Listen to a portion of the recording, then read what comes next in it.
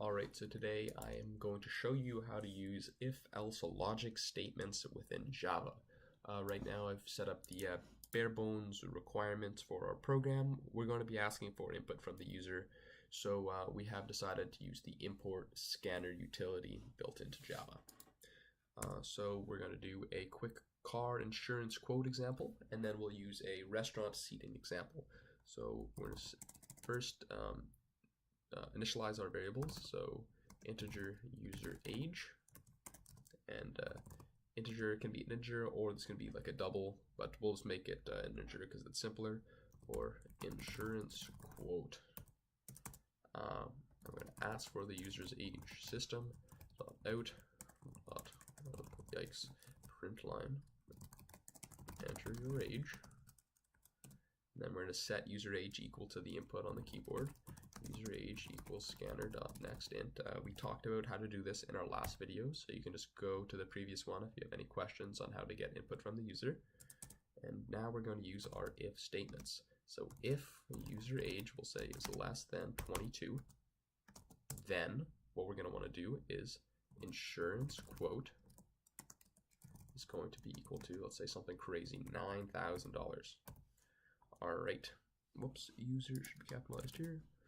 And then else, so if it does not fall between the domain of 0 to 22, then insurance quote will be equal to something much more reasonable, $2,000. All right, and we'll just do a quick print system.out print line insurance quote. All right, let's give her a quick test. All right, say I'm 19, just got a Ferrari on my 19th birthday. How much am I paying for my insurance? $9,000. All right, so get the input from the user. Is 19 less than 22? Yes. So insurance quote is equal to 9,000, and we can just skip this part. Let's try it again. Let's say use the age 45, 2,000. So now get the input from the user. We get 45. Is 45 less than 22? No. Therefore, it's going to be equal to 2,000. Now let's see if we are 22 years of age, what will happen? And it's still going to be 2,000. This is because this is not inclusive within the brackets here. It is less than 22. So 21 through 0 is going to be the number. Let's do another example. This time we can do a restaurant seating example, and we can use an else if statement just to spice things up a little. So we'll do integer party size. We'll ask and get the input from the user, system.out.println how many members are in your party. And then we want to set our variable equal to the input of the user once again. So party size is equal to scanner.nextInt. Got to make sure we remember to use the int as the variable we're defining it to is an integer. And now we're going to once again use our if party size, we'll say, is equal to 1. And you're going to want to remember to use two equal signs when we're comparing it to another value. One equal sign is if we're going to be changing the value of the variable, but when we have two, we're going to be comparing it to something else.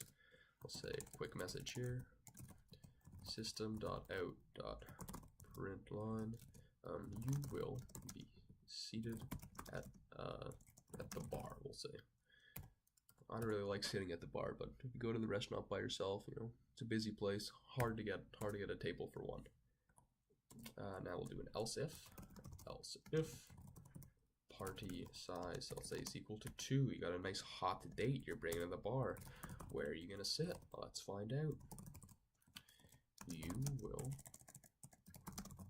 be seated at the small table. All right, moving up in the world. At least we're not at the bar. Now we're going to use the else. So if you do not fall within the category of 1 or 2 people, this is going to be your option. So else system.out.println you will be seated at the large table. Alright, so one thing you may have noticed is I don't have 0 as an option here, just because I'm assuming if you are going to the restaurant, you're going to have at least one person in your party. So, if I do type in 0, it will tell me I'm seated at the large table, but I'm just going to assume that no one is not going to the restaurant. Alright, how many members are in my party? We'll say 2. You will be seated at the small table. So we'll go through the logic of the program here.